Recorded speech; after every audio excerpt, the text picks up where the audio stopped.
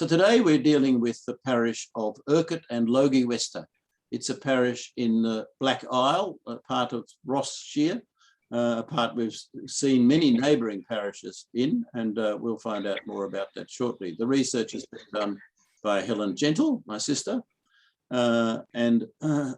she's very much enjoyed doing it. Helen did a parish on the other side of the Cromarty Firth earlier in the year, and I think she's been quite surprised how different this parish is to the one she did last.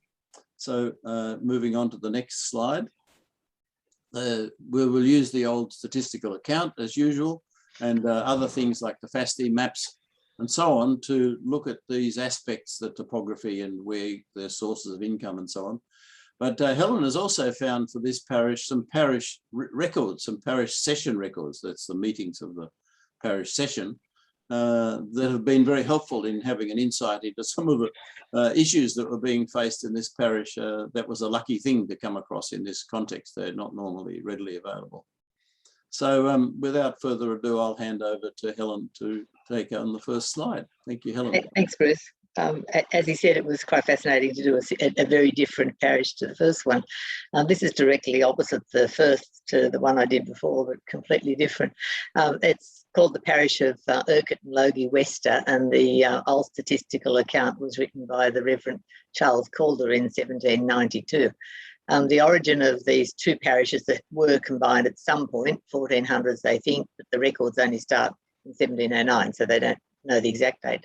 The name Urquhart comes from Sophie Urquhart, who was one of the Urquharts of Cromarty, and she received the land, a third talk, I'm losing my voice.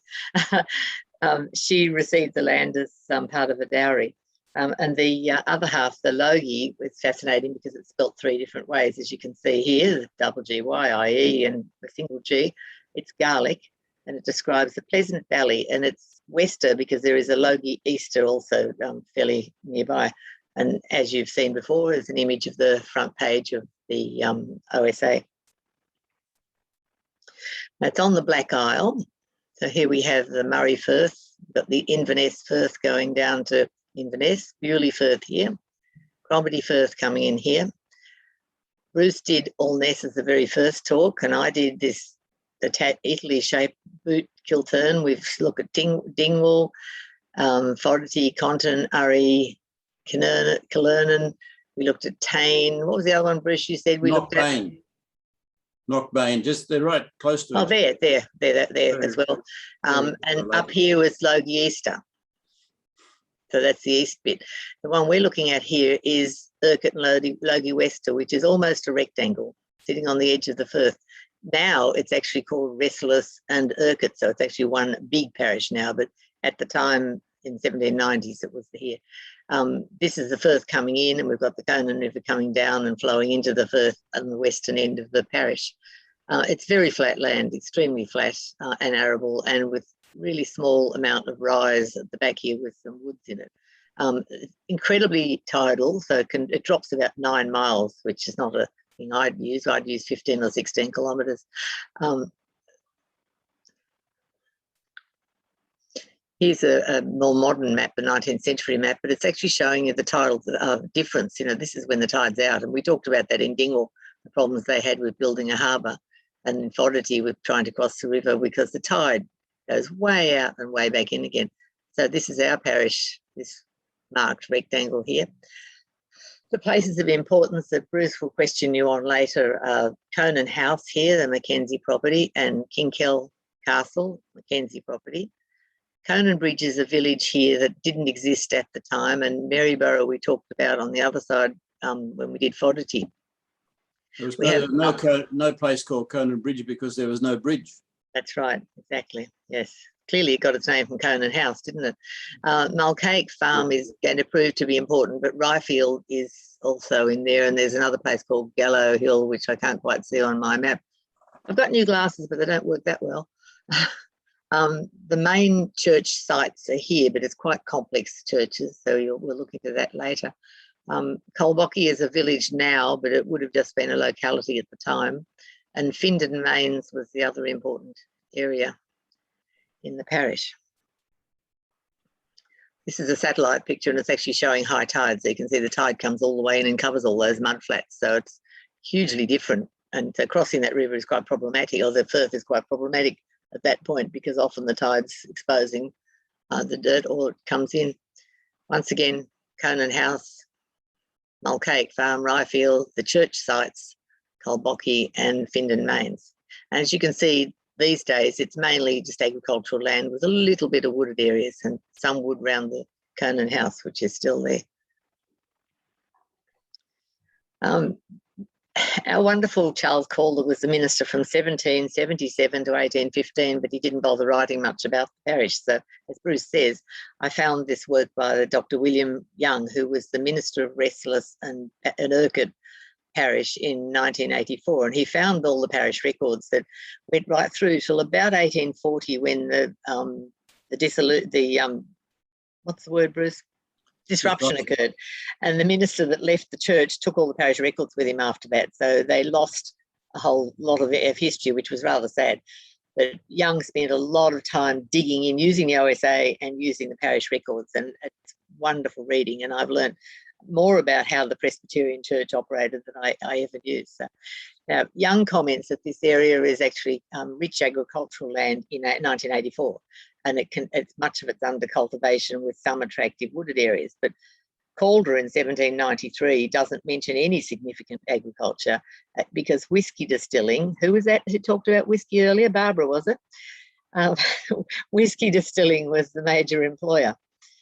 He states that the farms are small and the people basically couldn't even get a subsistence out of them because they mainly worked as tradesmen and day labourers, and the people who occupied the crofts. He said there's a couple of considerable extent farms with larger cattle and good implements, and a few common sheep, and nothing much. And he doesn't list any quantities, unlike a lot of the other OSAs. He just says there's barley, oats, potatoes and no wheat. That's it. Doesn't mention horses at all, which I find very frustrating. This is an interesting map because the parish comes to about here. I have to go trouble seeing this map. The parish boundary is like that, the rectangle. There's Conan House there, so that's it. But in the middle of what is Ross Shire, there's a bit of Nairn Shire. So note that well. We have Bewley and Murray Firth. We have Inverness here, and over here is Culloden House and Culloden Moor. Remember those points too. We'll refer to them later.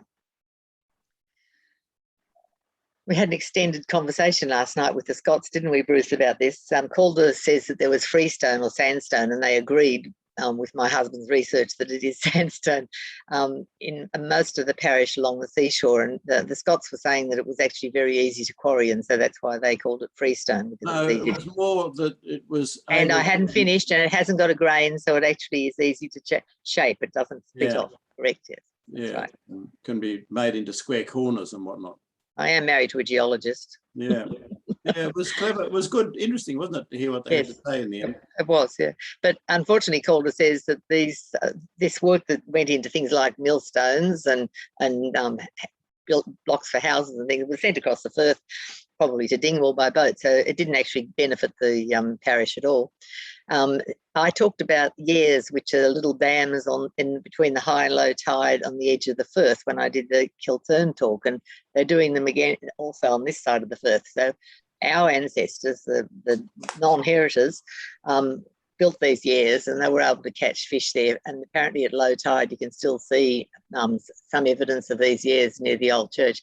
The parish records say that they weren't very impressed with the way people were checking their Years on a Sunday, and it was an excuse to not go to church.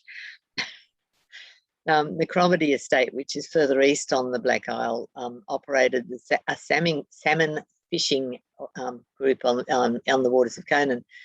But they sent all the fish to Inverness and London, and very few locals were employed to make nets, and there were no fishermen in the parish. But some small fish were caught in a weir on the Farintosh estate on the edge of the Firth. So a little bit of fish for them to eat. So that's probably all we know about their diet, other than the little bit of grain that's grown.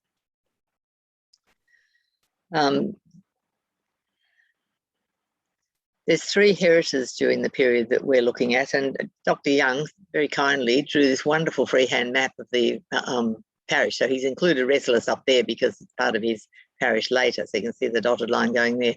But the one we're looking at is only the rectangle here. Now it's divided into 3 areas. The first one here is the Hector Mackenzie of Gairloch. It's called Logie Wester, and it's about 2,400 acres. And he's got his Cononside house and his Kinkell Castle and the site of his church and his burial ground. Then we have the Ferintosh estate, which is owned by the Forbes of Culloden. That's why I showed you Culloden House. It's now nearly 6,000 acres, so it's the main area in the place. And Ryfield is here. There's the new church. The third heritor is Sir Roderick Mackenzie of Scatwell, and Scatwell is up in up the river, up the Conan. It's part of Conton. What's the word before Conan that I can never remember? Strathconan. Strath. I was going to say Glen. Strathconan, right? So that's their main seat. But when you look them up, actually, Bruce, they're saying that they have extensive land all over the Black Isle as well, mainly. So he has Findon House here, and the old church is there. The interesting thing is the line at the bottom from the OSA, which says the bulk of their fortunes lie in other parishes. They didn't live in the parish to any great extent, and they basically didn't make their fortunes from the parish, except for the Forbes for a while. The Mackenzies of Scatwell, as we just said, came from up Conan Way, and they were a cadet branch of the Mackenzies of Kintail. They had, as we saw, that eastern portion of Urquhart, and it was owned by Sir Roderick. He had an old but good house, and this is Findon Mains that I showed you on the map, that had been recently repaired. Now, I can't find any pictures of it, even though Young refers to there was still some evidence of it around. But this is actually another place that's a Mains as well, and a Mains apparently is the main house on a farm. And this is New Hall Mains, which is a little bit further along on the Black Isle. So one presumes it looks a bit like that, but this is the land that it was on. So really flat land going down to the Firth. It was built by his father, Sir Lewis Mackenzie, and Calder says that there's a few forests on it scattered in the place, and it's quite attractive with gardens and things. When Sir Lewis died in 1756, his wife, who was a stern mother, resided in Findon, this house, until her death in 1786. But Roderick, her son, married Catherine Cahoon in 1764 and went to reside in Rose Ork, which is this place here on the other side of the Black Isle, so on the Inverness side. And he rebuilt it in 1775. Stunning, isn't it? Absolutely stunning. But sadly, it was demolished in 1959. So we can't go off there and have an Airbnb in the place. Apparently, Sir Roderick was interested in farming and estate management, but he was hard on his tenants. He quarrelled with his neighbours over land boundaries, and he was noted for his greed and stinginess. And you'll find in the parish records that he's always complaining about having to pay for things, even though it was on his land. Interesting character. Hope you're not related to him, any of you? No? Not admitting it. The other Mackenzies are the ones that we've actually heard about already in the Gairloch talk. Mackenzies of Gairloch were a senior cadet branch of the Mackenzies of Kintail. We heard about John Roy Mackenzie, who was famous, and he acquired some estates in East Rossshire, including Logie Wester, and he built Kinkell Castle in 1594. So they've actually been the longest established heritors in Urquhart and Logie Wester. And this is an older picture of it before it's been done up, and there's a photographer living in it now, but I rather like it in the more original condition. Sir Alexander Gairloch married the daughter of Roderick of Scatwell, a different Roderick, all into breeding. He built Flowerdale House, but she lived in Kinkell Castle. Interesting. He mostly lived in Flowerdale House. So we have the two women choosing to actually live on the Black Isle and not with the husbands elsewhere, or their sons. In 1758, his son Alexander, so we've had Alexander, built Cononside House, which we've seen on the maps a few times. So this is Cononside House. The older way of spelling it was with an A, the newer way is with an O. It became the family seat in this parish, and Kinkell Castle was used by younger members of the family. As we said, they were the heritors. He succeeded his father, and he cleared his father's debts, because apparently his father created a lot of debts with all his building works. I believe, Bruce, he was also very generous to his people on his land. It's part of the reason it cost him a lot of money. Is that my memory of the Gaelic thing? Yeah, they discouraged people from leaving. You know, the people wanted to go, and they discouraged them from going. They wanted to keep them, and they did those things. You remember, like Port Henderson, to try to set up little estates and create crofts, you know, where they could live. That was the idea, and to encourage them to take up fishing, which was more maybe not have been as wholly successful as it could have been. They were generally in favour of people staying, not the other way around. I'm not sure how Sir Hector managed to pay his father's debts off, but he did. He was a part-time resident because it was easy access to get to Inverness from there in the wintertime rather than having to go through the snow from Gairloch. He was the Lord Lieutenant of Ross-Shire. Farintosh means the Thane's land. It's the central portion of the parish. Now, this 6,000 acres was added to the John Forbes of Culloden's estates in 1669. The family was staunch Covenanters and supporters of Argyll, and in 1689, so 20 years after they got Farintosh, they declared for William and Mary. During the 1689 Jacobite Rising, their property at Farintosh was ravaged and caused £4,500 worth of damage. So the Scottish Parliament, to compensate them, passed this Act of Parliament, which is called the Privilege for Duncan, who was then the inheritor, to distill all the grain from his estate at Farintosh into whisky, paying a small contribution in kind in lieu of excise duty. So he was able to produce cheap whisky. Effectively free of excise duty, really, is what it means, isn't it? Yes, exactly. I think he actually had to send a bottle occasionally to the king. It was that sort of situation. But it's interesting that it actually reads that he was only using grain from his Farintosh property, but since he used nearly all the land to produce the whisky, he clearly was importing the grain from other areas than his estates, because he had extensive estates. According to Young, in those days, more whisky was distilled in Farintosh than all the rest of Scotland put together. And the privilege lasted for nearly a century. In 1784, the government bought it back for £22,500, and straight away the price of whisky went up, of course. This is a map here that's showing you Ryefield, Gallow Hill, and Malbuick, which were harder to see on the other map.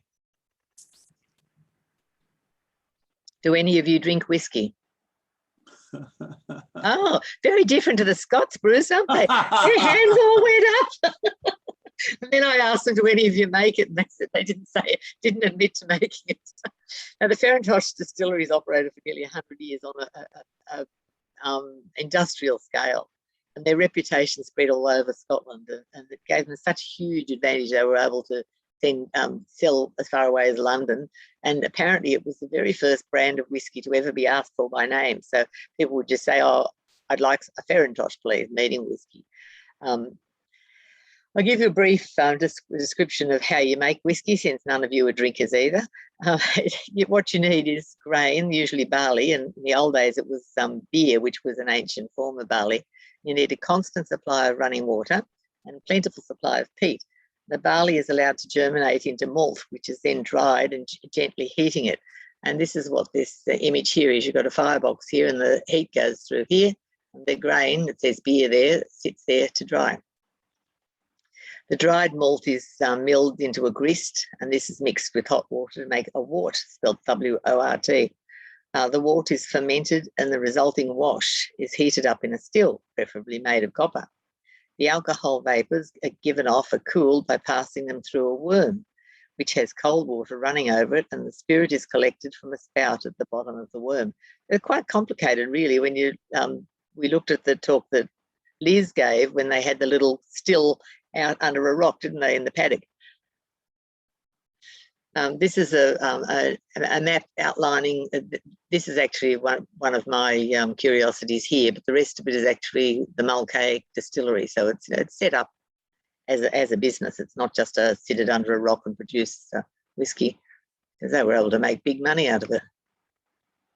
And there were around 1,000 people involved with distilling the whisky, and very few men left to cultivate the land, and that's important.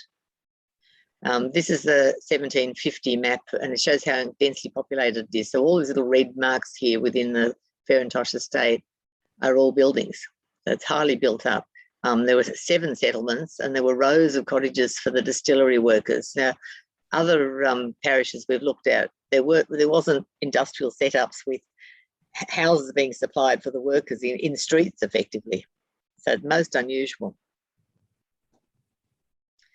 From 1669, the Farintosh estate was owned by Forbes of Culloden family, as we know.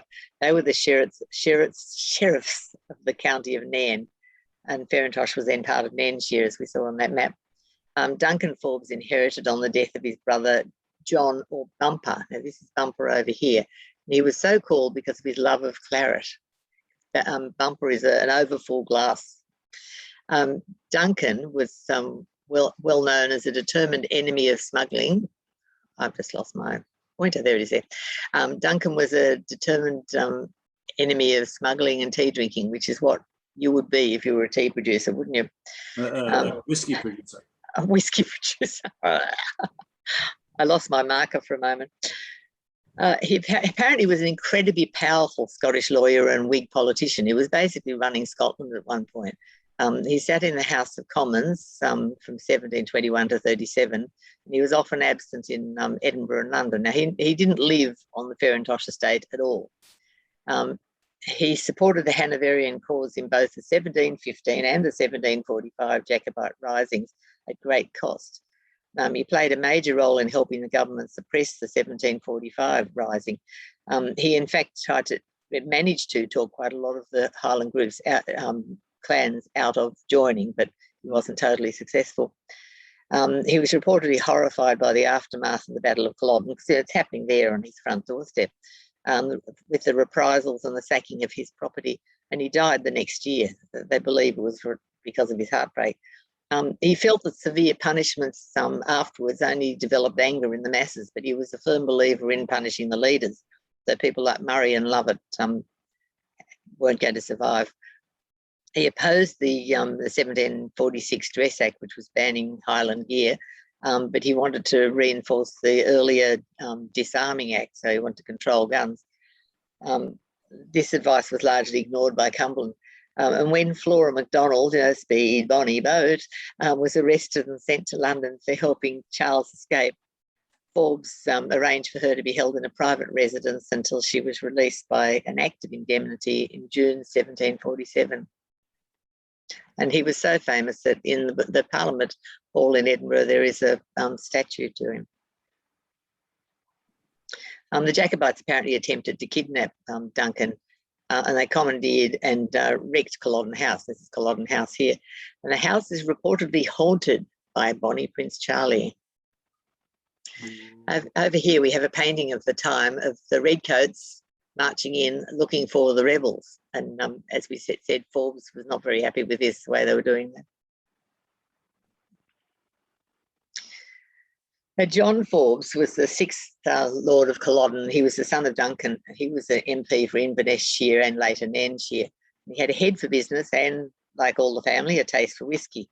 And he greatly expanded the distillery, adding 3 more distilleries, and those are the 3 I showed you on the map of Gallow Hill, Ryefield and Malcaic. Now, Malcaic spelt one way on one line, and the more modern way on the next line. So, like all these things, we have to be flexible with our spelling, don't we? The second Malcaic I'm talking about, it was the earlier John Forbes, and a different John Forbes was given the right to hold fairs there from 1670. So clearly the Forbes were never going to just sit on this land and do nothing with it. They always wanted to make money out of it.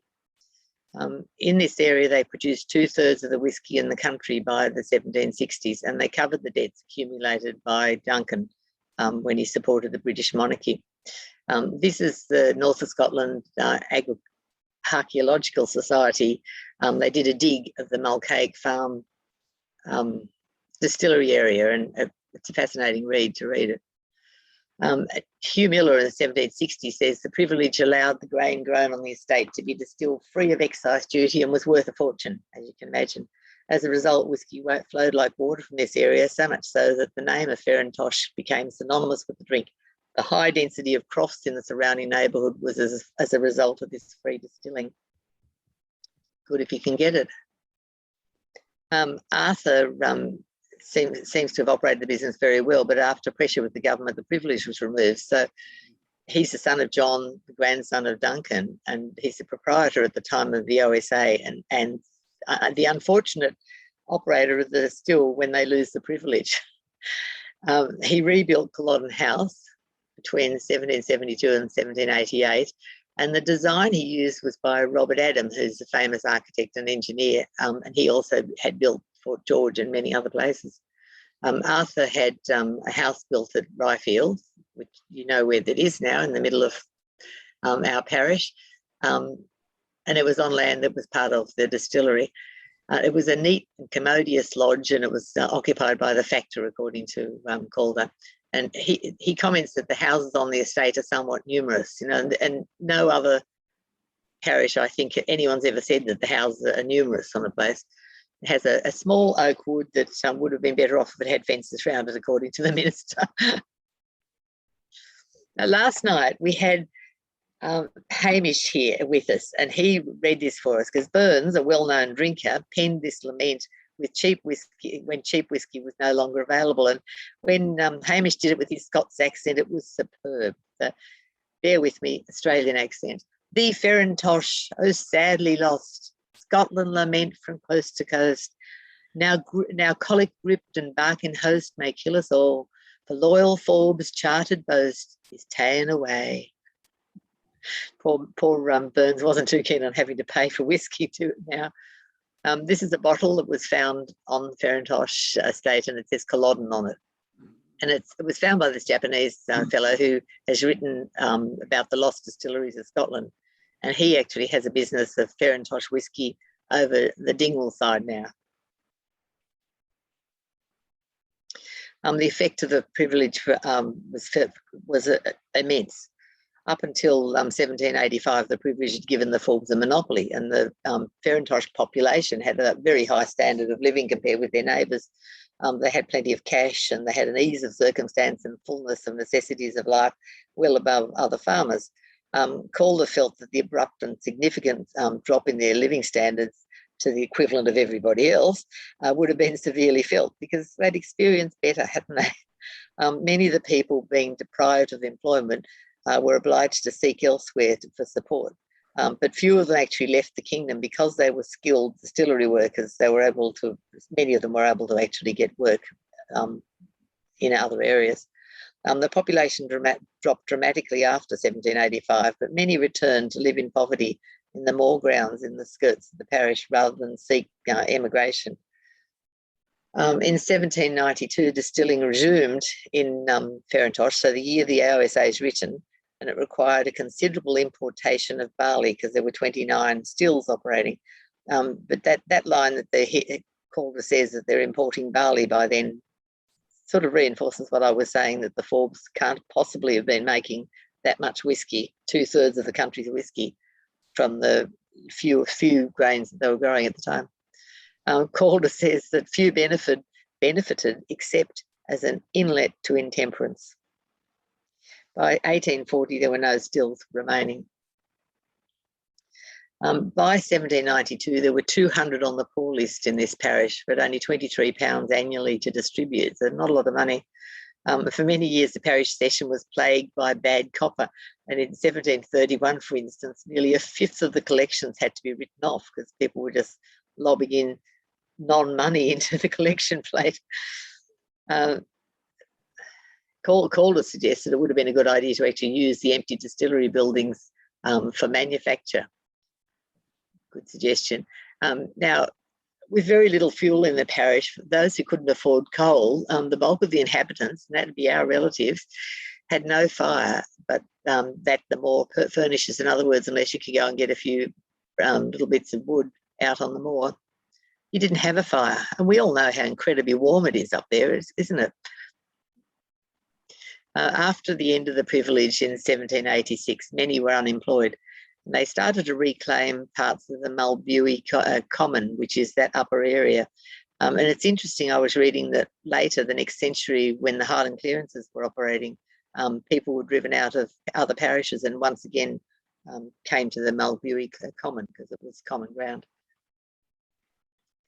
In 1785, when the privilege ended, this small parish was densely populated, and it included 34 masons, 16 carpenters, 29 weavers, 29 tailors, 18 shoemakers, and 17 smiths.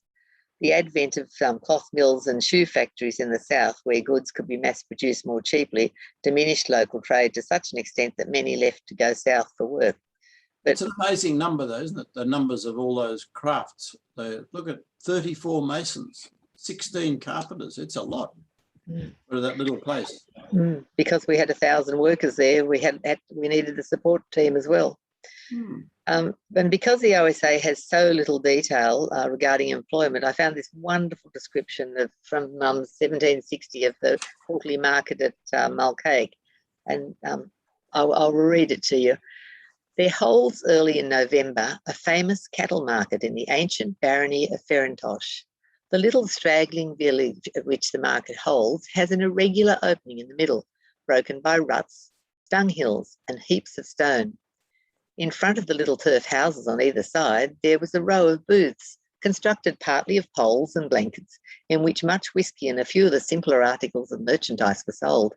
In the middle of the open space, there were carts and benches, laden with the crude manufactures of the country, Highland brogues and blankets, bowls and platters of beech, bundles of split fur for lathes and torches, and hair tackle and nets for fishermen. Nearly 7,000 persons, male and female, thronged the area, bustling and busy and in continual motion, like the tides and eddies of two rivers in their confluence. There were country women with their shaggy little horses laden with cheese and butter, Highlanders from the far hills with droves of sheep and cattle, shoemakers and weavers from the neighbouring villages with bales of webs and wallets of shoes, farmers and fishermen engaged in buying and selling, bevies of bonny lasses attired in their gayest, ploughmen and mechanics, drovers, butchers and herd boys. Whisky flowed abundantly, whether bargains makers bought or sold, or friends met or parted, and as the day wore later, the confusion and bustle of the crowd increased. A Highland tryst rarely passes without witnessing a fray, so they had a punch up at the end of it because they were all drunk. I love the description because it really is opening up everyday life to you, isn't it? And that they set up these little temporary, like a modern day marketplace, really, isn't it? When you bring your van in or you set up a tent. I think it's beautiful. And my favourite expression is the one about the shoes. Where is it? I've lost it. Bundles of, it's gone. It's gone. It was wallets of shoes. Yeah. Wallets of something. It was a great expression. It's just superb. Oh, there it is. Wallets of shoes, yes. Didn't know you could carry around wallets of shoes, did you? So they must be very flat, mustn't they? They didn't have much of a sole. They weren't high heels, obviously. So I think that just opens up life in 1760s in the parish. Bruce. Population, let's look at the numbers of people here, and this really is mirroring back to us what Helen has just told us about the numbers of people. We have the Webster census of 1755 when there were 2,500 odd people there, but by the 79, you've got 3,000 people living in this really rather small part of the world. That's a lot of people for a parish. You know, it's much higher than the other parishes we've seen. And then once the privilege is taken away, it drops back to 2,500 again, and then starts to come up again. So you can see that there's been more or less a loss of about 500 people as a result of the privilege being removed in 85. So a similar pattern happens with the births and the marriages. You've got a concentration there, much bigger number, 83 compared to 20s, 30s, and then later 40s. But 83, it's huge, births in those 3 years there. And similar with marriages, you've got more in the period when there were more people living there. Sort of makes sense, really.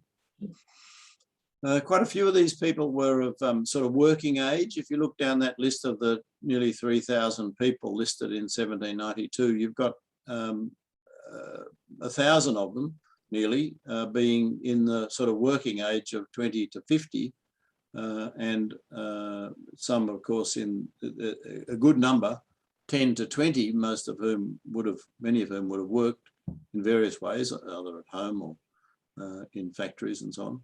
So, you know, you got quite a big and a good number coming through as, you know, children under 10. Only one above 100, you know, that's unreliable. I wouldn't count that as being 100% correct. Yeah, so that's the number. And the numbers of people in the house that occupy a house, you can see here, this is quite an interesting thing, you know. How many houses have got one occupant? 69. But as you go down further, you've got typically like, you know, where it's got the 5, the 6, the 7, 8. That's the numbers occupying it. That's the sort of typical size. You know, the most common numbers are around there. Let's say 6 occupants per house on average, maybe 6 or 7. But down the bottom there, you've got one that has 18 people in it. One household with 18 people. That's a busy house. Be a bit of a, you know, contention going on there, wouldn't there? Bit of tension. I found it fascinating that there were 632 houses there. And when I did Kilturn, which is a much larger area, there were 320 houses, but only 40 of them were habitable. So big difference just across the water. Yeah, that's it. So the number of households, and of course there are no death records as usual. You know, that's down in the middle there. As for the language, of course, Gaelic is the language commonly spoken and understood by everybody. He does say, though, that they're sort of coming into the modern world, you know, by most will understand, or many will understand English if it's spoken to them. Maybe they don't speak it so well, but, you know, it's sort of like part of that trend to evolve into it. Divine service is conducted in both the languages. Church services are held in both languages. Obviously not at the same time, you know, usually they'd have a Gaelic service, say, in the morning and English service in the afternoon or whatever on a Sunday. Yep. He says most place names are Gaelic, but doesn't give any examples of that. So in terms of schools, it said that this was the first parish in the whole of Dingwall Presbytery to have a schoolmaster. It didn't last very long, and but nonetheless, by 1792, you've got 3 schools already. A grammar school, that's like teaching Latin and you know, more complex subjects, maths and so on, that's the you know, normal parochial type school, and the schoolmaster doubles as the session clerk, which is not an unusual thing. You know, the church committee, let's call it, the session, needs a person to take the minutes, and that's often the job, and they get paid a little bit extra for doing that usually. The same teacher was there for 20 years. And, you know, he did quite well apparently, because he says that, the minister says that 12 of the pupils recently went on to college to study divinity. You know, that would be a fairly weighty sort of course with, you know, Greek and so on involved in the lessons.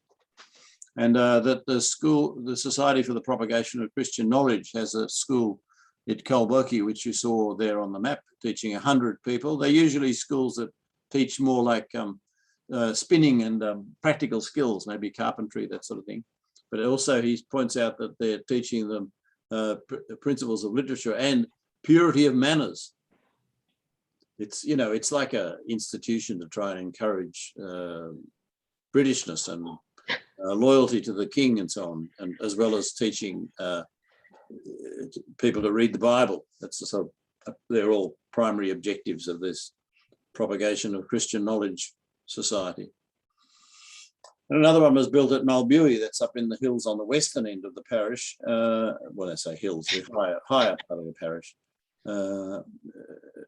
Yeah, where there are a few people. So these are the 3 schools that we have there. And this is the Kalboki one here, currently used as something else, but that was the school building from a long way back. I was about to hit my cross arrow, Helen. Now, as for the health, diet and clothing, we don't have much to say because the minister says that it's all much the same as all the other ones we've heard about in these statistical accounts. And he doesn't add any further information there, whereas we probably know it's quite different. In fact, you know, it has had more prosperity and have become accustomed to many different, you know, habits than what the others did. It's probably one of the most prosperous parishes, even though they're suffering from the loss of the privilege and having to leave and so on.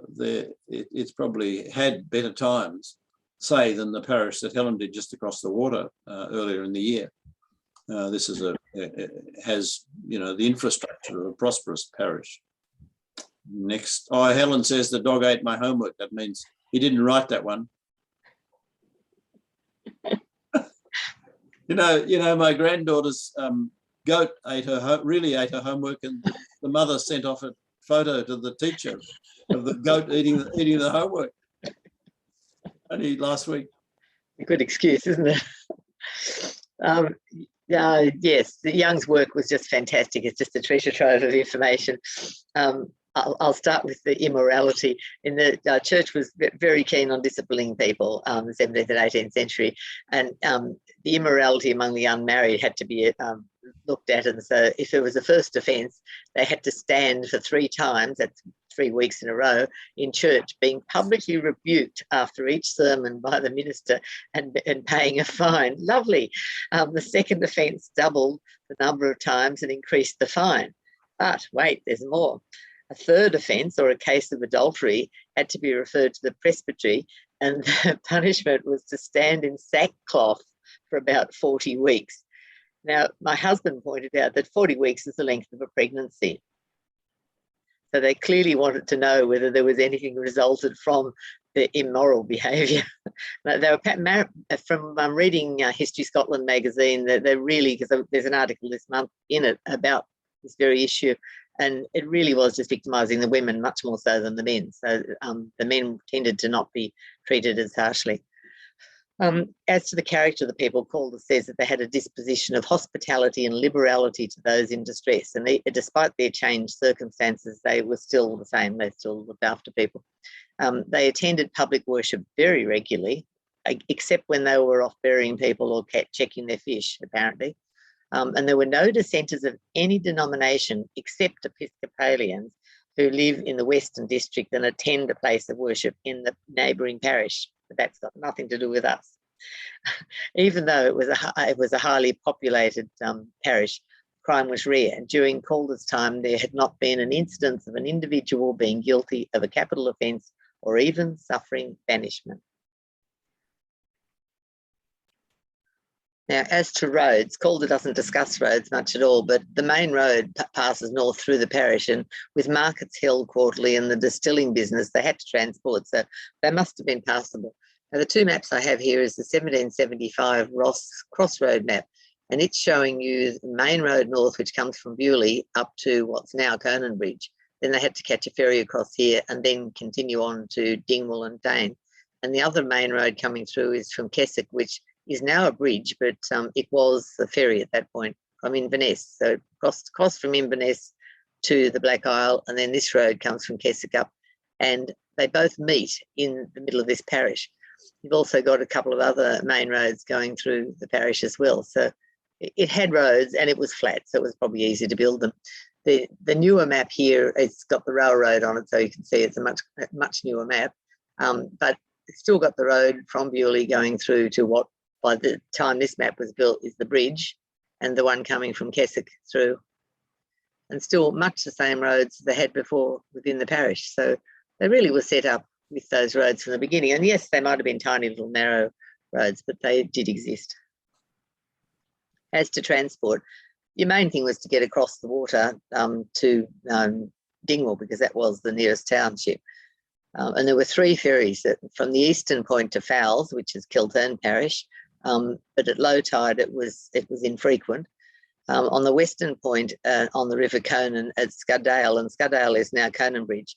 The post road from Bewley to Dingwall that I was just identifying, where the tide always flows. Now the ferry across there The man apparently charged exorbitant amounts for this very leaky ferry that there's stories of people loading their fully laden carts and horses and the rest on it, and then just praying as they went across the water. And they say that the only reason they made it to the other side was that it's a very narrow waterway, not because the boat was any good. They lived in fear of their lives to get to the other side. And the third thing is a small boat for foot traffic between Farintosh and Dingwall. As well, at low tide, there were many fords to cross to Dingwall, but due to that large tidal movement, as we've seen on the map, it was a very hazardous passage, and Calder says it proved fatal to many. And he says humanity strongly solicits the long-promised public aid for erecting a bridge on the river. This is just commenting about how it's always been an important area to cross the river, because it's just the point to get across, to get north. After the Battle of Culloden, as part of the taming of the Highlands, the government employed Thomas Telford as Chief Surveyor and Commissioner for Building Highland Roads and Bridges. I'll read you his title again.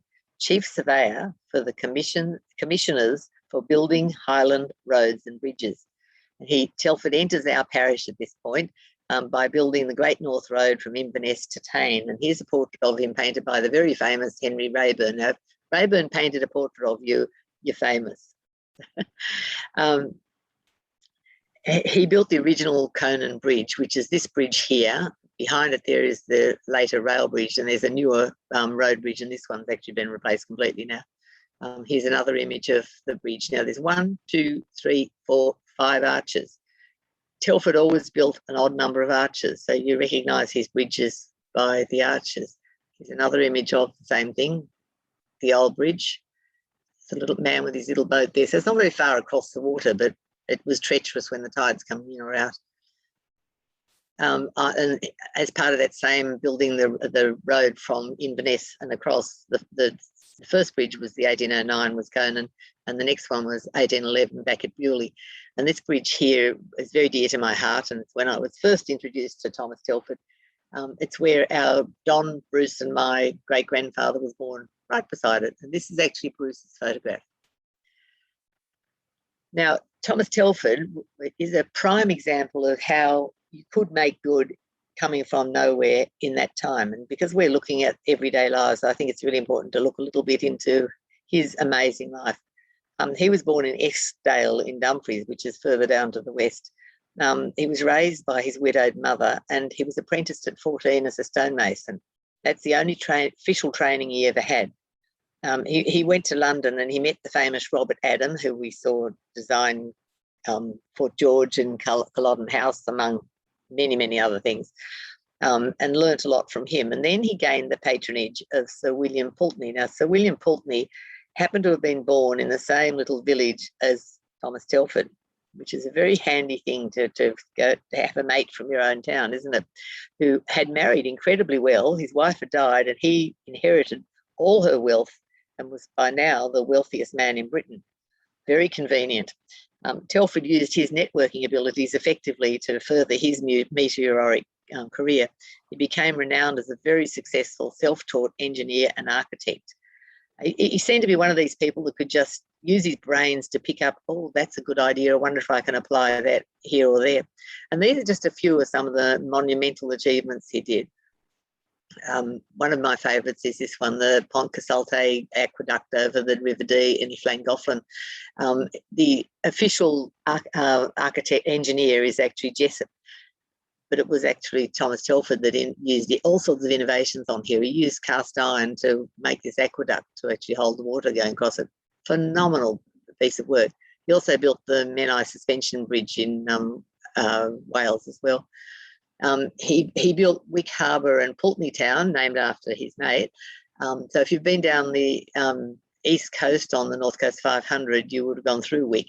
And Don and my husband and I made a beeline for this because we were on a Thomas Telford route 3 years ago when we did the North Coast 500 to find every Thomas Telford thing we could find.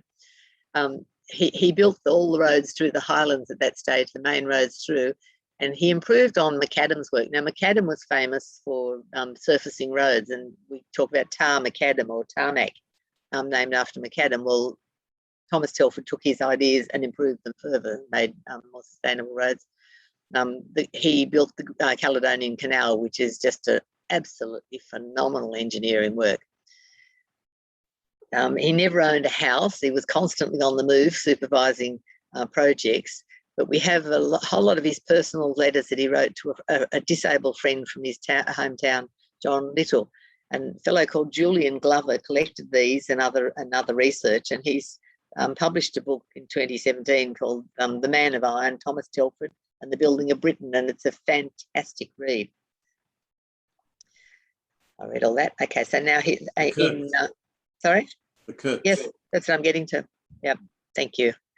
He was commissioned by the government to build churches in the Highlands, and in Australia we called it pork barrelling. Do you call it that in the States and Canada? When governments are sending money off to local areas to try and get popular, well, this is what they were doing. We ate, Don and Richard and I ate lunch right near this little church, Flockton, and Don did take a photo, but I don't think that's Don's photo of it.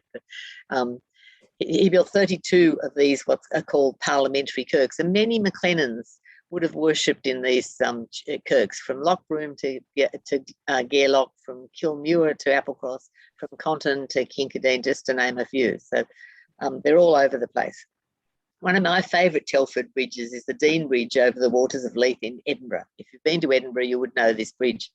It carries the bulk of the West End city traffic even today, which is very impressive for a boy who grew up in a tiny Scottish village in poverty, was self-taught, and became the first president of the Institute of Civil Engineers in London. So good on you, Tommy, as Don and I call him.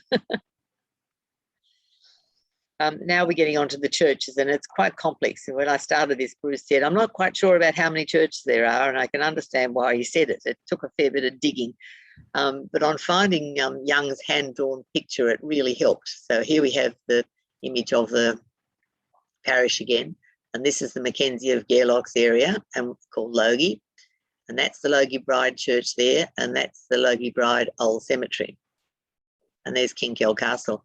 Here we have the Forbes Farintosh Estate with Ryfield in the middle here, and that's the newer church. And then we have the Scatwell Mackenzie's property here, Findon, and we have the original Urquhart churches here. Okay, hold that thought. We're going to start with this end only, the Logie end. So the original churches at Urquhart and Logie Wester go back to the Dark Ages. We have Conan House, their ice house, which is rather lovely, the site of the old Logie Bride Church, and the Logie Bride burial ground, which is this here. In 722, there were two settlements, the old Urquhart Church site, which we will deal with shortly, and its burial ground, and between the walled garden of Conan House and the shore is a church dedicated to St Bride, and it was called Logie Bride. This Logie Wester Church was a stone building with a loft that was added onto in the 17th century, and it was thatched with heather, and its dimensions were 66 feet by 30 feet. Sometime before 1490, the two parishes merged, and from 1730, the minister preached at either church. After Urquhart Church was rebuilt and enlarged in the 1750s, this little Logie Church became too small and fell into disuse. And by 1792, all Charles Calder can say is that the ruins are still extant. So there were some ruins there still. But clearly, because it's the modern photograph, the burial ground is still there.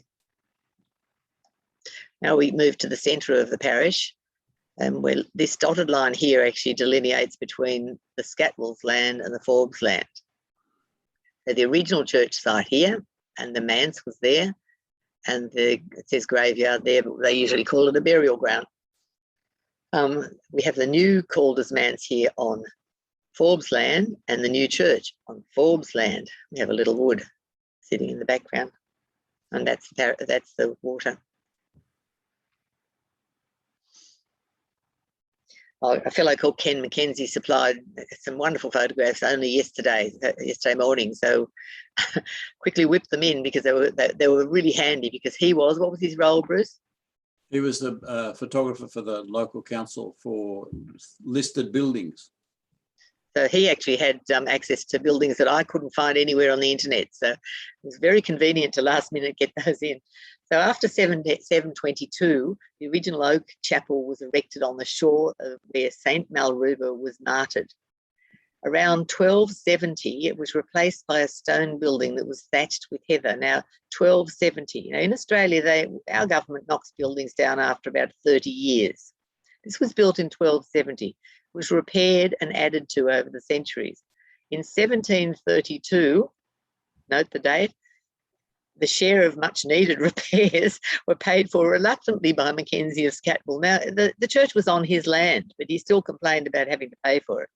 In 1747 and 50, the same old church, 1270 church, aisles were added to enlarge it, and Sir Alexander Mackenzie of Gairloch paid his share of the cost. Now, that wasn't on his land because he had the other church at Logie Bride.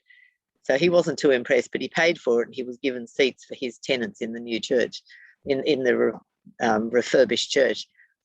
Disaster struck 40 years later when lightning struck the place and it was burnt to the ground. And it's now this image here that I'm very thankful of Ken to give me, because it's the only one I found with the bell tower on it. So all it is now is the old ruins with ivy all over it, sitting in the middle of the burial ground. In 1795, a new church was built for Calder here. And this is the new church, and it was built inland half a mile, and it held 1,200 people, but would hold up to 1,800 people. Now, we talked about this being a populous parish. Well, that's why they needed a decent-sized church. And it was closed in 2005 and became a private residence, and they got a photo of it inside when they were pulling it to pieces. So here it is here. So it's actually now got lots of hedges all around it, so it's actually really hard to get a picture of it at all because it's quite discreet. Now, and the bell tower I just pointed out to you, this is the bell that came from it in 1680. It's the only relic they have. They didn't remove it till 2 years after the fire, which is quite interesting. We had a discussion, I think it was with this group, actually, the North American group, about headstones, didn't we, Kathy, I think? And how did our ancestors possibly afford headstones? Well, here's a clue. This is a Pictic stone that was dug up and used and engraved as a headstone. So that's one of the uses. The other one was to actually steal other people's headstones and rub them out and reuse them. We'll find out more about that next. It's quite an interesting place to go to, this churchyard here.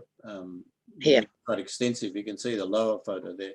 And the top up one above that is where that previous church photo is taken, but the trees have grown up, you know, where the bell tower was in the previous slide. So I presume the bell tower is no longer there, Bruce, that there's only the tree there. I mean, that's where the church is, behind those trees there. But you can see all these headstones that are in the lower photo. Quite a nice, and you go down there to that end nearest the Firth, and you get quite a lovely view over the, you know, over the Firth towards the Dingwall and so on. Towards Kilturn. The oldest headstone is dated 1753, and you're about to find out why. This is more of the work that I found from Young in his publications about the parish records. In the 17th and 18th centuries, Scottish deaths were announced by ringing a handbell. So they'd walk around the village going, Fred's dead, and a couple of days later they'd ring it again, burying Fred, meet me down at the burial ground. And they were wrapped in a linen or woolen shroud, and they were carried to the churchyard in a wooden coffin with a black mort cloth on top. And they were buried without any religious service. So the minister wasn't present. So that's why they weren't recording deaths, because the church didn't really have a lot to do with the deaths, with the burials. And some churches even abandoned bell ringing because it was superstitious. Burials also often took place on a Sunday. Once again, the parish sessions were very upset that people had planned to die the right time to actually be buried on Sunday so all their mates could get out of church again. Honestly. After 1746, the parish session decided they could make some money out of this. So they started charging sixpence for a handbell, twopence for the officer and fourpence for the poor. And they did the same for the big bill. And up until 1758, they had supplied cheap, rough coffins for the poor, but they decided this was costing them too much money. So they ordered a common coffin, a sturdy common coffin to be built so that it could be carried to the grave, and the people would be just buried in their shrouds and they could reuse the coffin. My husband feels it probably had a little hatch at the bottom of it, so you'd put the person down and everyone would walk away, and then you'd unclip it, and then you'd take the coffin away and shove the dirt over the top of the shrouded body. He feels that I imagine them just dropping the body in, but he feels that's probably not what happened. He's probably right. People were, as I said, alluded to in the previous one, they were removing headstones and erasing the names and reusing them. So in 1757, the session insisted that all headstones had to be registered at a price of 3 and 4 pence, or they'd be turned out. So they just dig them up, and the headstone anyway, and remove it from the grounds. Now, the oldest one was 1753, and so they left that one. It was only 4 years later that they made it that they had to be registered. So perhaps the people paid in retrospect for that one. In the new church, Sir Roderick Mackenzie of Scatwell built a mausoleum that was entered from within the church, so that you couldn't get to his mausoleum by just accessing it from the outside. You actually had to go into the church. And inside the old church walls of the old church, there was a railed enclosure for the Mackenzies of Kinkell that occupied part of what once had been the poor's aisle. So I guess the poor had to stand at the back, or didn't. I'm not sure what had to happen to them then, because now we had the bodies of the heritors buried there instead.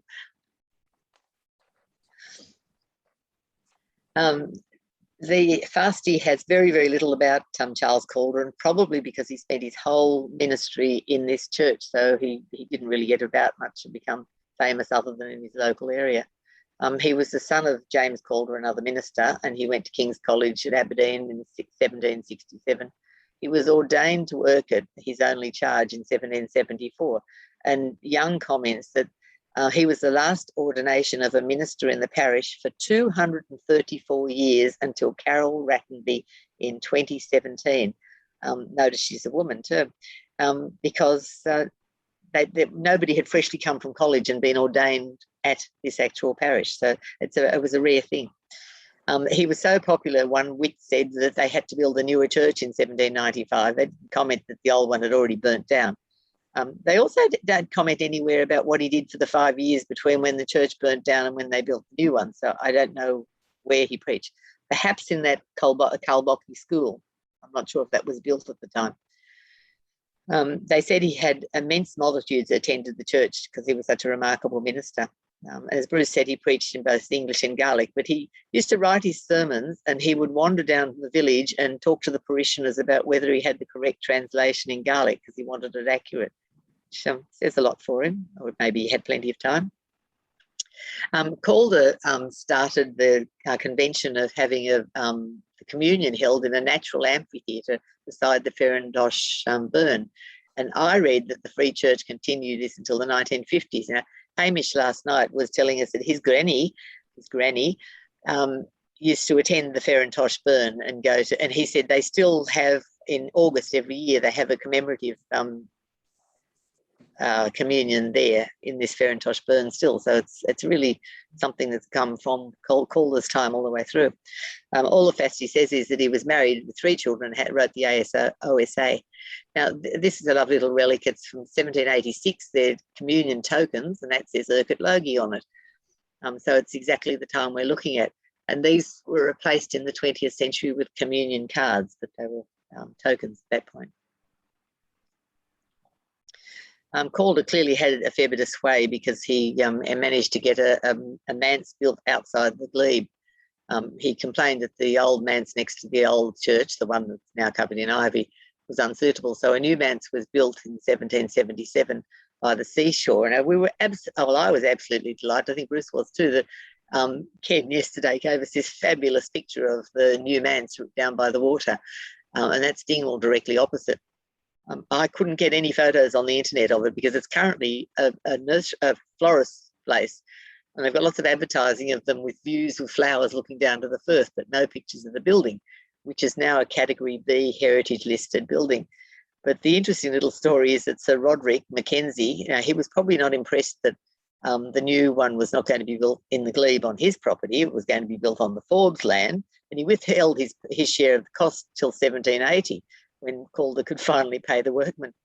But Calder had to give an undertaking in writing that, barring accidents by fire, he would never trouble him with any demands to rebuild the Mansell steading, and the amount involved was £26 5s.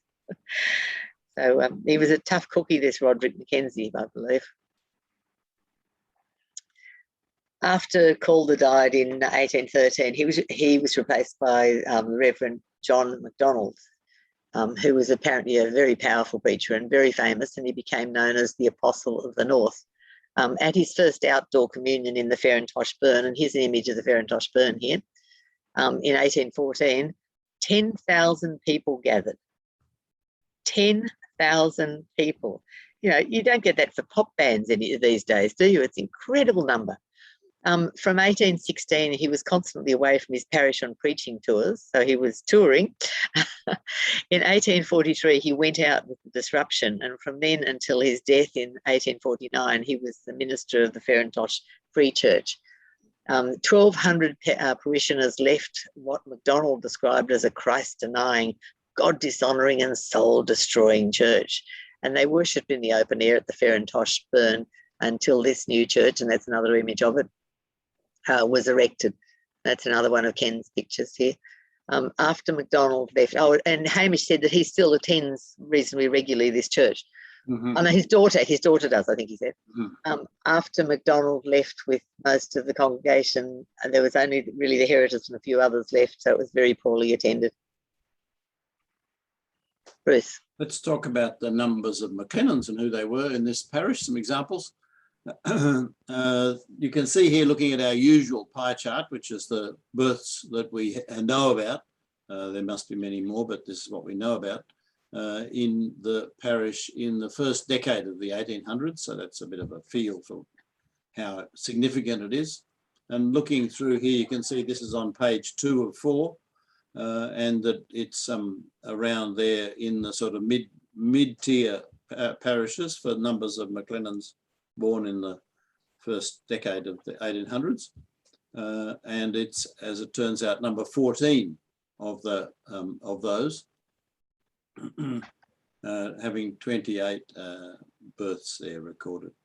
Now, another way of looking at it was I looked at the notes. I just did, you know, on our genealogy page, you've got, you know, histories, and you've got advanced search and family search and so on. On the right-hand side, in the third column, you've got there the notes search. Just says the word notes, but that's a very simple search that you can just put a single word in, and it will find all those examples of a word in the notes. Handy for, you know, unusual spelling, unusual words like place names. And I found that there were over 800 notes that had a mention of this parish, which, you know, is quite a significant number, although, of course, we do have now more than 50,000 individuals in our clan records. So, you know, it's under 1,000, so it's not that unusual. But you think about it, that's 800 people that have the word Urquhart and Logie Wester in their notes. And, you know, so that means that they might have been born there or died there or married there or in a census there. Maybe some other mention, but they're the typical reasons you would see that word in the notes.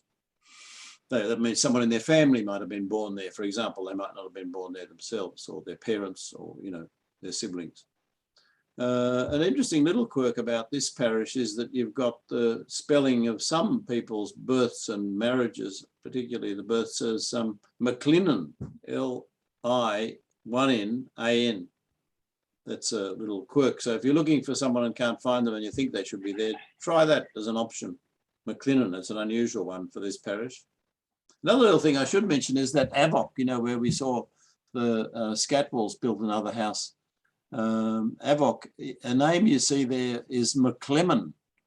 It just has an M instead of 2 N's in it. You know, when you're looking at it, but usually thinking it means McLennan, you can get tricked sometimes and not notice that it's an M, not an N, not double N. Avoc, yep. We saw before how parts of this parish were said to be in Nanshire, the parish of the county of Nan, which of course is on the south side out from Inverness, where the Forbes came from. Yeah, so it means you've got a problem if you look for this parish in Ross-shire, which is what you'd expect in, say, Ancestry. You'll often find that you can't get it to recognise the place name that you're putting in, because you're putting, you know, Urquhart and Logie Wester, Ross-shire, and it doesn't usually, or Ross, yeah, or Ross and Cromarty, or, you know, whatever you like. But so that's a bit of a problem in searching for people in this parish. Another trick is that the word Urquhart applies to quite a few different places around Scotland. Now, you've probably all heard of this Urquhart Castle. This is Loch Ness in the background to this photo. And you see Urquhart Castle as you're going down the Loch Ness. It appears there because Glen Urquhart runs across from the Loch Ness into the up country of the parish we did last time, Kilmorach. That's Glen Urquhart. And you might remember that the family from there, the Grants, became the owners of the Redcastle estate in Killernan that we saw a few meetings back. So this has nothing to do with what we're talking about here. This Urquhart off Loch Ness is not any connection with the Urquhart that we've been talking about today. So that's why it's got a red stripe through it. Here's a couple of examples of people. This is a really rare case, this one here, Janet, number I-1895, nothing to do with the date, just I-1895. And you remember we often write the number with a lowercase I, like if you send me an email, just think that the first character is a letter, not a number. You could be mistaken. If you look at where Helen's got the cursor, the pointer there, it looks a bit like a 1, doesn't it? So people will often write to me 11895 when they send me a note. But actually, if you look carefully, you can see that the first letter is a capital letter I in the person's account. And so that's why, you know, you won't find it if you put 11895 into the search box. But this is an unusual person, this Janet, because you can see there that her husband is a Roderick McLennan. That's, Helen will point that out down a bit lower. You can see just above that both her parents were McLennans. The mother's maiden name was McLennan, as well as the father's name being McLennan. And furthermore, Roderick's parents were both McLennans as well. So there you go. We've got a mother load of DNA here coming through this family. And he died in 1855. Then they've got another one here, Mary, I-29032. She was born in about the time we're looking at in Urquhart and Logie Wester. So you can see there the way we write that. That's always consistently written like that. We write it with a AND rather than an ampersand. And we always call it Ross and Cromarty the same way that Scotland's people do.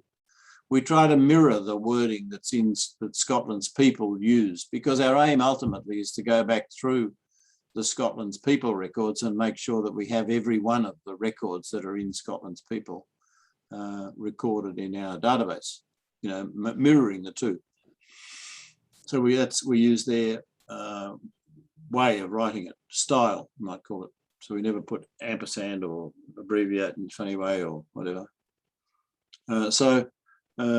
She married a Henry Urquhart, which is, you know, the surname Urquhart, of course. And you can see here, this is a bit later. She's born then, but she's still alive in 1851 and 1861.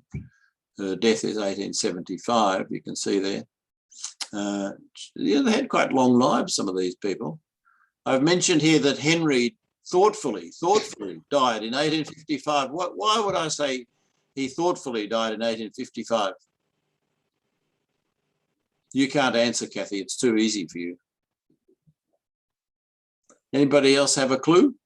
Isn't that just when they started recording? That's very true, Susan. That's very good. Yep, that's true. You know, we saw earlier that deaths were virtually not recorded in the sort of parishes we're talking about.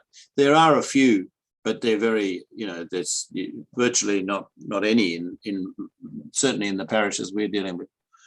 But that's when statutory registration, as it's called, of births, deaths and marriages, so the deaths are being recorded really for the first time. In earlier times, they just had the church baptismal records, which are quite varied in their format and content and whatnot.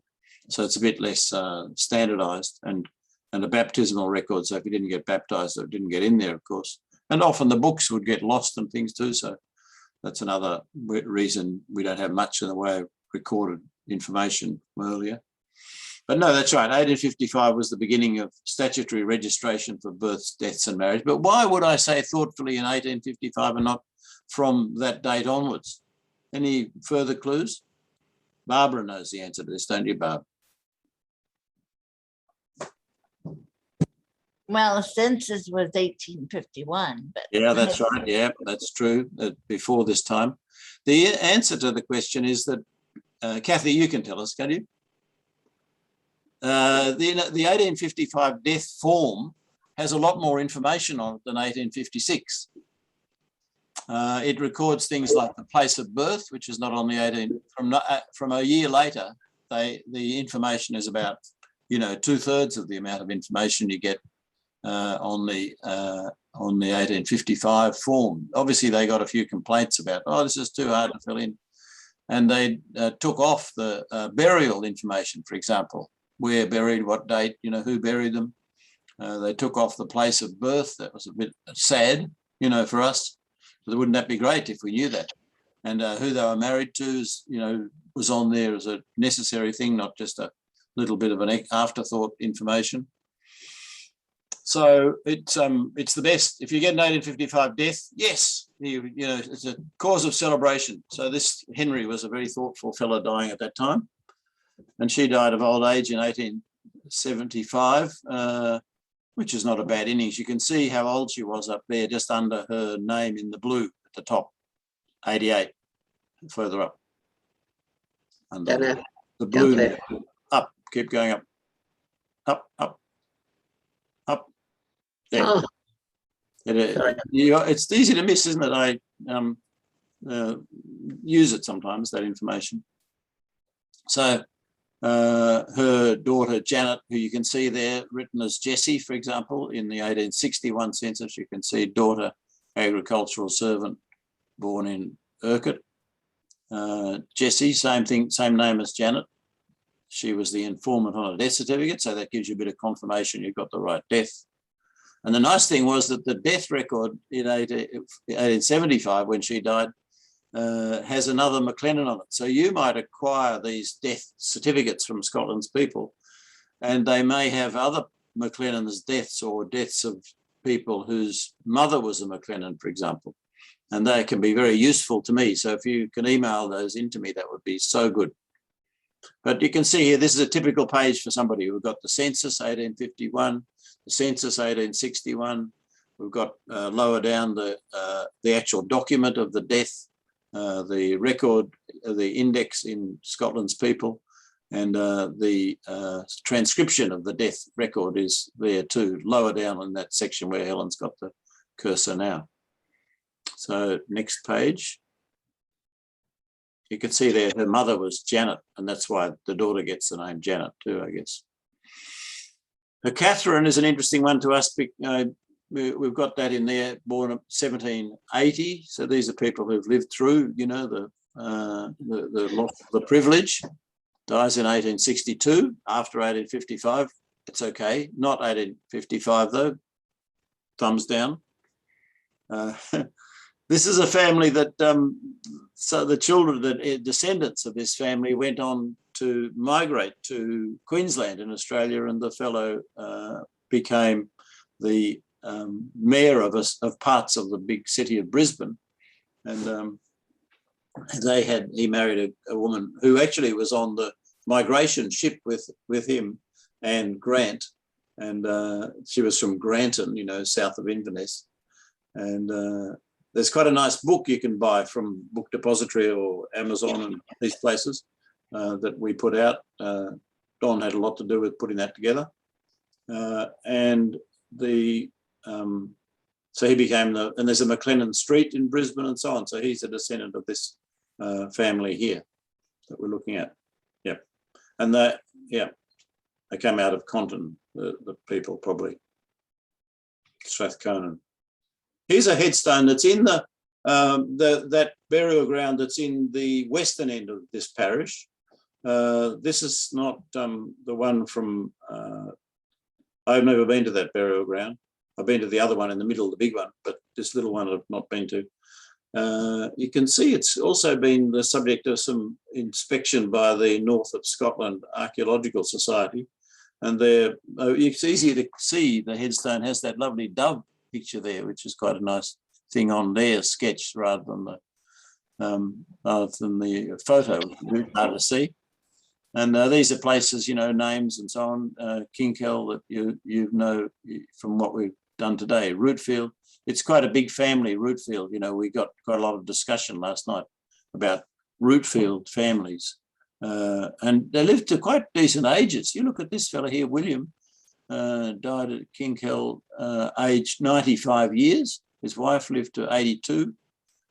His son lived to 84. And his wife, Helen McGregor, lived to 79. You know, it's quite decent, lengthy life. Yeah. Thank you, Helen. Curiosities. We always like to look at a few little curiosities. As we've found all over Scotland, there's a lot of Neolithic or early Bronze Age places. There is one here as well, so 3000 to 1500 BC. It's a chambered cairn and it's now a scheduled monument. It's unusual in that it's got two stone curbs. The inner one's got larger stones on it with cup marks on it, and then it's got a large slab in the middle. And Nosas people believe that it actually has a burial chamber underneath that, but it seems to have been disturbed by earlier investigators. It's part of the Mulcahy Farm area that I showed you where the distillery was, and this is actually it. And I love the way they've allowed a tree to grow in the middle of where potentially they could dig to see if there was a grave under there. But so the site's still there, even though it's that old. Yeah. My husband found this one. It's the River Conan logboat, and they found it exposed at low tide in the River Conan between Urquhart and Dingwall in 1874. And it had been made in the late 13th, early 14th century with 300-year-old mature oak trees. So we're talking a very old piece of wood, but still existing. It was about 5 metres long, 600 millimetres to 900 millimetres wide, and 600 millimetres deep. And it had been exposed and dug in about 2.5 metres when a massive flood moved sandhills and rerouted the river. But then it disappeared and they couldn't find it. And they rediscovered it in the National Museum of Antiquities of Scotland in 2013, sawn into 3 pieces in a storage cupboard. Wouldn't fit on the shelf, obviously. I don't know whether they chopped it up to get it out of the water or whether they just chopped it up, but it was not just broken, it was clearly sawn. They said they used carbon dating to check the age of it. And this is a CGI construction of what the log that they have looks like, and this is how it would have been used. So there's our bit of log there, a little bit weather beaten. This would be a more complete one here.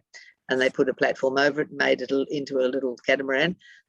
Because it's not very far across the water. So clearly you just chop a tree down and hollow it out, and very traditional, and you end up, hey presto, with a boat.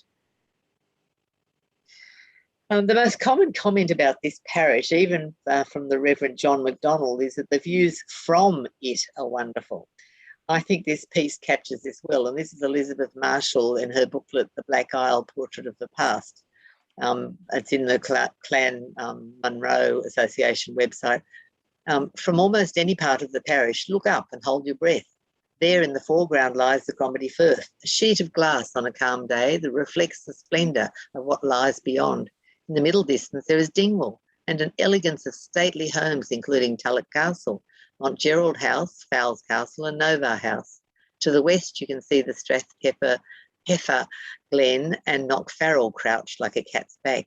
Beyond, the Urry Hills give way to mountains piled in majestic profusion as far as the eye can see. East lie the Ardross Hills, with Sir Hector Munro's dramatic replica of the gates of Negapatam crowning Knockfarish. And above all towers Ben Withers, cloud-wreathed and snow-creviced, changeless, and yet never the same in the changing light. So go to Urquhart Parish and you can stand there and get lovely views from it. That doesn't say much about the actual place, does it? No, it doesn't. But we received this from Ken yesterday, and it's a wonderful image. Bruce says it's taken from his front veranda. And this is the parish. So we have Restless Parish at this end, and we have Urquhart and Logie Wester at this end. There's Culbocky or Culbokie there.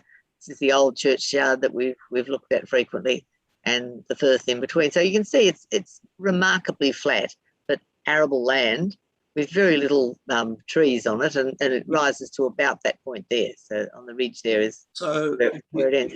If you could unmute yourselves and see, just try and throw out some ideas about what might be some of the advantages of living in this part of the world compared to others we've seen elsewhere. And also we'll get on to disadvantages later. What do you think? What are some of the positive things about living here?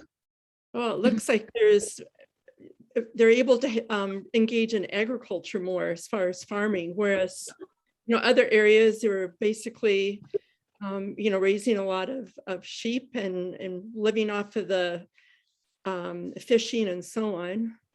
Or rocks, lots of rocks, big steep hills. Yeah. Yeah. Well, what about UK? What do you think of the advantages of living here? Well, I think those, although they didn't take advantage of it, good roads and good access to the cities and larger towns. So there's places if you grew something, to market it, but certainly the whiskey got out, yes. And it's flat, so it's easy to get around. Yeah. And there would be fishing if you bothered to do it. It's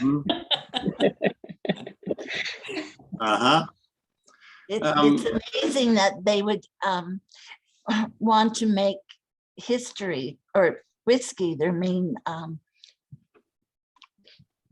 work when they have all this land that's cultivated. Their lives have been coloured by the privilege, the opportunity to make whiskey without excise, basically, hasn't it? Changed them. And of course, the disadvantage of living there in the 1790s was that it was overcrowded and there wasn't the work anymore. Yeah, they wouldn't have been making whiskey there if they didn't have the privilege. Yeah. They would have been farming, and then probably these people would suddenly have been put in a position where they had no work and didn't know how to grow food. Because they clearly could have, couldn't they? They clearly could. But presumably the Heritors didn't enable them to access to the land to grow food. Well, yeah, they got like the tradespeople, like those weavers and bootmakers and so on that we saw earlier, were given, smallish lots of land.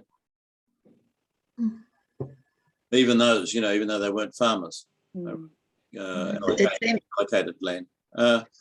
So what do you think about the, coming of English to this part of the world? Like we saw, it wasn't, adamant that they all spoke English, but that they were on the way to understanding English, and that, what do you think about that? It's a stepping stone, isn't it, to becoming part of the broader world that speaks English, and would be easier to emigrate because you could go to somewhere where English was the only language spoken, and you could. I guess it helped them being near Inverness and Dingwall too, if you could speak English, because you could get work elsewhere too. I think a lot of the problem was that the Heritors, it was just their extra land. They didn't live there, and this just was a little extra. So I don't think they had a lot of interest in it, other than the Forbes trying to make some extra money there. I don't think they really cared about progressing agriculture in the place. My impression is that this is a place that's moving a bit into the modern world, though, that money would be more common than it was in some of these other parts that we've seen, like even up country in Kilmorach that we saw last time, or, Loch Alsh or Gairloch or Kintail, or any of these parts would have less in the way of, they would have less money. But here, they're more like commercial. They know about being paid, and they have money in their use their credit card. And again, I think the roads allow the English to come in, and the money to go around. A lot of those craftspeople were paid by other people, presumably for their shoes and things. So you've got a different commercial setting than you have in most of the other parishes. And then it all goes to, upside down with the privilege being removed. Yeah, So they had to come back from that.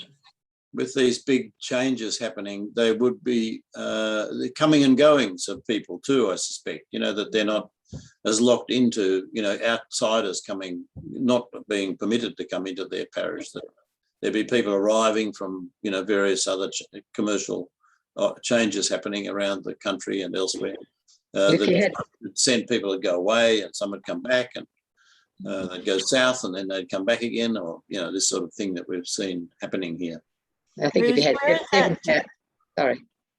Go on. Where was that Keswick town that was mentioned that the road? Kessock, did you say, Barb? Or was it Kessock? Where the bridge is now, the bridge at Inverness. That big suspension bridge where there used to be a ferry. Kessock. And then it goes to the Tor roundabout that we saw in Killernan, when we did Killernan Parish. And then it goes on to this parish here. It's the main route north out of Inverness. I was going to comment about the 7,000 people coming to the markets in 1760. That's a lot of cross-fertilisation of ideas, isn't it? If you've got that many people turning up in your parish. And I guess the same with the minister thing too, Helen.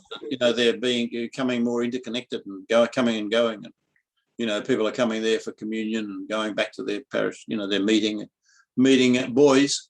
All those girls coming with their fancy dress. What did they say? Gay attire. Yeah. So what was the year that 10,000 people came for the communion? 1814. So I wonder how many came up from Inverness, right? Those Inverness boys, you got to work on them. Yeah. So you could walk, you could catch the ferry across and walk from the other side of the Black Isle to here. Wouldn't be too, for people who are used to walking, it wouldn't be too far. You don't think it'd be a camping situation like a music festival these days? Like a revival. Yeah. So what I find interesting about this, Helen, this has been amazing. My great-grandfather Lachlan and his mother, great-great-grandmother Catherine, and family members, they had lived over in Lochcarron. And after the father passed away, the family came over to the Black Isle to find work. And in my great-grandfather's autobiography, he talks about being 11 years old when he left Lochcarron to go to Jamestown. So Jamestown is north of the area you covered today. But then a few years later, after the father died, let's see, he says that while I was working at Jamestown, my father took sick and died in our Highland home in Lochcarron. And then he said, let's see, it would have been, there was demand for labor in the south. So south, going from Jamestown to the Kilbolky area, it was only 7 miles, if I looked at this correctly. But, so then they went down to that area, and that's where he worked as a stable boy, and the family hired out in different ways, different capacities. And then it was when they were in 1867, they moved to Corntown, a large farm near Conan Bridge. Yeah. Farm. And then he also talks about going to Kilbolky School. Yeah. And so when Steve and I were in Scotland in 2010, it was almost an afterthought that we would drive through the Black Isle. And so it was like over an hour's time, we tried to hit these little spots: Corntown, Conan Bridge, Jamestown. What was the other one? Rousseau. Yeah. So it was fun to just drive for those couple of hours and experience the Black Isle. And then my having grown up in Iowa, and that's where Lachlan ended up going to, the terrain was so similar. You can just see how he was drawn from the Black Isle to Iowa, and he became a farmer and raised some of the same crops that he worked in the Black Isle. But what I would love to do sometime is find out if there were McLennans that the family knew, and is that why they went from Loch Carron over to the Black Isle? Well, that's the sort of thing you could look for the Corn Town as a search in the notes, see if there's any others That would be, yeah. living in the census at Corn Town. Yeah. But that's often been a question of mine. I wondered, you know, why did they go to that area? Was that where people work opportunities, and also I think a bit more, you know, what I was trying to describe there was that it was a bit more comfortable with incomers, you know, arriving from other parts and going away again and coming back. It's, you know, had come for the whiskey, lots had gone away after the privilege, you know. Right. So it was more, as opposed to going to live, say, in Harris or, you know, somewhere where incomers were frowned upon a bit. Right, yeah. So the family pulled their resources together, and then it was in May of 1869 where they climbed aboard a little steamer on the Caledonian Canal and then made their way that eventually came to the United States. But yeah, right. Pretty. So I hope today's given you a bit of a feel. It's been fantastic. Diane. Fantastic. Really good. For where things are and so on. Yeah. You would have seen Corntown on that map that we had early on. Just you would have seen Corntown in that on that map. It's there near the western end of the parish. Yeah, Cannon Bridge. Yeah. It was on that map. Okay, so that's the session for today, and I hope we've looked at the OSA and the FASTI and some other things that Helen found, in particular the young session records. Not the person is young. And we've looked at the heritors and the ministers, the topography, what a difference that made to things, what opportunities there were for income or not, as the case may be, something about their morals and how many poor there were. And some of the McLennans who lived in the parish where they went to, and a little bit about some curiosities. I hope, I'd like you all to unmute yourselves and give Helen a clap for her research. Thank you, Helen. Thank you very much, Helen.